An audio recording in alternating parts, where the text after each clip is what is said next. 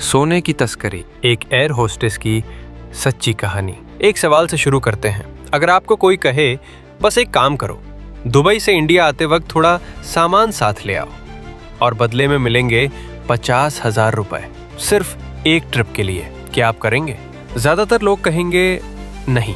लेकिन जब जिंदगी में दबाव होता है, जब पैसों की तंगी होती है, जब कोई बहुत भरोसेमंद लगने वाला इंसान कहता है कुछ नहीं होगा, हम सब संभाल लेंगे, तो इंसान का दिमाग अलग तरह से सोचने लगता है। और यही वो मोमेंट है जहां से इस कहानी की शुरुआत होती है। मई 2024, केरल का कन्नूर इंटरनेशनल एयरपोर्ट। सुबह का वक्त। एयरपोर्ट पर हमेशा की तरह भीड़ है। फ्लाइट्स लैंड हो रही हैं। पैसेंजर्स अपना सामान लेकर बाहर निकल रहे हैं। क्रू मेंबर्स अपनी ट्रॉली बैग खींचते हुए तेज कदमों से चल रहे हैं। एयर इंडिया एक्सप्रेस की एक फ्लाइट दुबई से लैंड हुई है। कैबिन क्रू उतर रही है। सब कुछ नॉर्मल लग रहा है, लेकिन कस्टम्स इंटेलिजेंस के एक अधिकारी की नजर एक कैबिन क्रू मेंबर पर टिकी है। उन्हें पहले से सूचना मिली हुई थी। उन्होंने उसे रोका और जो उसके बाद हुआ वो ना सिर्फ उस लड़की की बल्कि पूरे एविएशन सेक्टर की जिंदगी को हिला देने वाला था। लेकिन इस कहानी को समझने के लिए हमें थोड़ा पीछे जाना होगा। बहुत पीछे नहीं, बस कुछ साल। भारत दुनिया का सबसे बड़ा सोना उपभोक्ता देशों में से एक है। यहां सोने से रिश्ता सिर्फ निवेश का नहीं है, ये संस्कृति है, परंपरा है, इज्जत है। शादी हो, त्योहार हो, बच्चे का जन्म हो, सोना चाहिए। और इसी डिमांड का फायदा उठाती है एक पूरी अंडरग्राउंड इकोनॉमी। दुबई में सोना सस्ता मिलता है, बहुत सस्ता। वहां इंपोर्ट ड्यूटी कम है, टैक्स कम है। एक तोले सोने का दाम भारत से कई हजार रुपए कम होता है। अब सोचिए, अगर कोई दुबई से 10 तोले सोना लाए और यहां बेचे तो सिर्फ प्राइस डिफरेंस से ही लाखों की कमाई। लेकिन इतना आसान नहीं है। भारत में सोने पर इंपोर्ट ड्यूटी है। अगर आप तय सीमा से ज्यादा सोना लाते हैं तो आपको ड्यूटी देनी होगी, और अगर बिना ड्यूटी दिए लाए तो वो स्मगलिंग है। तस्करों का पूरा कारोबार इसी गैप पर टिका है। अब सवाल आता है, सोना लाएं कैसे? स्कैनर होते हैं, एक्सरे मशीनें होती हैं, ट्रेंड कस्टम्स अधिकारी होते हैं। तो तस्कर क्या करते हैं? वो तरीके बदलते रहते हैं, और हर बार नया तरीका पहले से ज्यादा शॉकिंग होता है। सोने को पेस्ट बनाकर टूथपेस्ट की ट्यूब में भरा गया, जूतों के तलवों में छुपाया गया, बेल्ट के बकल में फिट किया गया, लैपटॉप की बैटरी की जगह रखा गया। और फिर आया सबसे खतरनाक तरीका, जिसे कहते हैं बॉडी पैकिंग या इंटरनल कंसीलमेंट, मतलब सोने को शरीर के अंदर छुपाना। यह सुनने में जितना अजीब लगता है उतना ही खतरनाक भी है। लेकिन तस्कर इस तरीके को इसलिए अपनाते हैं क्योंकि नॉर्मल स्कैनर इसे आसानी से नहीं पकड़ पाता। और इसी तरीके का इस्तेमाल हुआ उस एयर इंडिया एक्सप्रेस की कैबिन क्रू मेंबर के साथ। अब वापस आते हैं कन्नूर एयरपोर्ट पर। जब उस लड़की को रोका गया तो पहले रूटीन क्वेश्चनिंग हुई। क्या लाई हो दुबई से? कितने दिन रही? कोई खास सामान? जवाब नॉर्मल थे।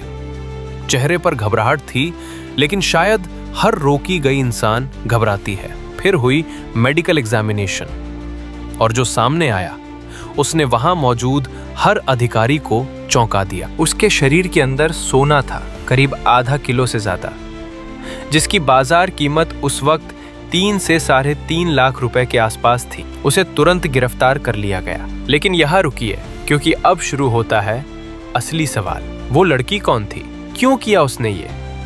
एयर होस्टेस का काम ग्लैमरस लगता है बाहर से, लेकिन अंदर से ऑड आवर्स, लगातार ट्रैवल, घर से दूरी, थकान और सैलरी जो दिखती है उतनी बड़ी नहीं होती। एक एंट्री लेवल कैबिन क्रू की सैलरी होती है 30 से 50,000 रुपए महीना।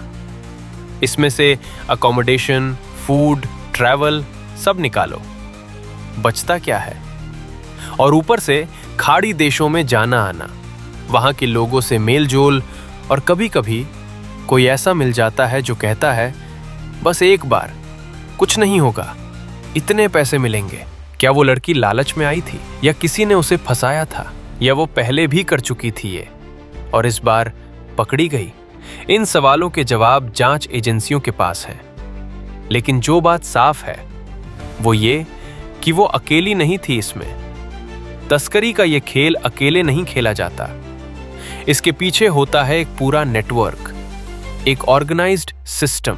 दुबई में होता है एक सप्लायर जो सोना खरीदता है और कैरियर्स को देता है। भारत में होता है एक रिसीवर जो सोना लेता है और आगे बेचता है। और बीच में होते हैं कैरियर्स, जिन्हें कहते हैं म्यूल्स। ये म्यूल्स अक्सर वो लोग होते हैं जो फाइनेंशियली कमजोर हों, जिन्हें आसानी से कन्विंस किया जा सके, जो सिस्टम में ट्रस्ट करते हों। एयरलाइन क्रू इस नेटवर्क के लिए आइडियल टारगेट होते हैं। क्यों? क्योंकि उनकी इंटरनेशनल ट्रैवल रूटीन होती है, उन पर शक कम होता है और अक्सर उन्हें क्रू कॉरिडोर से निकलने की थोड़ी सुविधा मिलती है। तस्कर इसी सुविधा का फायदा उठाते हैं। केरल में ये कोई नई बात नहीं है। डायरेक्टरेट ऑफ रेवेन्यू इंटेलिजेंस यानी DRI के रिकॉर्ड्स देखें तो केरल के एयरपोर्ट्स पर हर साल सैकड़ों किलो सोना पकड़ा जाता है। कन्नूर, कोझिकोड, कोच्चि, तिरुवनंतपुरम, इन सभी एयरपोर्ट्स पर खाड़ी देशों से डायरेक्ट फ्लाइट्स आती हैं और केरल का गल्फ कनेक्शन बहुत पुराना है। लाखों मलयाली खाड़ी में काम करते हैं, पैसा भेजते हैं, वापस आते हैं और कभी कभी कुछ और भी लाते हैं। ये कहना नहीं है कि सब ऐसा करते हैं, बिल्कुल नहीं। लेकिन तस्करों ने इस रूट को, इस कनेक्शन को बड़े सिस्टमैटिकली एक्सप्लॉइट किया है। 2024 का ये मामला कोई अकेला नहीं था। इससे पहले भी 2022 में, 2023 में कई एयरलाइन क्रू मेंबर्स पकड़े गए केरल के एयरपोर्ट्स पर। कुछ में सोना था बैग में, कुछ में था कपड़ों के अंदर और कुछ में था शरीर के अंदर। हर बार अथॉरिटीज ने कहा अब सख्ती होगी, हर बार एयरलाइंस ने कहा हम जांच करेंगे और हर बार कुछ महीने बाद एक नया केस सामने आ गया। क्योंकि जब तक मुनाफा इतना बड़ा है तब तक रास्ता निकलता रहेगा। इस पूरे मामले में एक एंगल और है जिस पर कम बात होती है। वो है इन कैरियर्स की मानसिक और शारीरिक स्थिति। बॉडी पैकिंग यानी शरीर के अंदर कुछ छुपाना, ये सिर्फ इल्लीगल नहीं है, ये एक्सट्रीमली डेंजरस भी है। अगर वो पैकेट अंदर ही फट जाए, मेडिकल इमरजेंसीज हो सकती हैं, जान जा सकती है। और जो लोग ये करवाते हैं उन्हें इसकी कोई परवाह नहीं होती। कैरियर के लिए वो बस एक टूल है, एक डिस्पोजेबल टूल। अगर पकड़ा गया तो कैरियर जेल जाएगा, नेटवर्क सेफ रहेगा। अगर कुछ हो गया शरीर को तो कैरियर की प्रॉब्लम है, नेटवर्क सेफ रहेगा। ये जो लोग इस बिजनेस को चलाते हैं वो इंसानों की जिंदगियों को कमोडिटी की तरह ट्रीट करते हैं। उस लड़की की जिंदगी के बारे में सोचिए।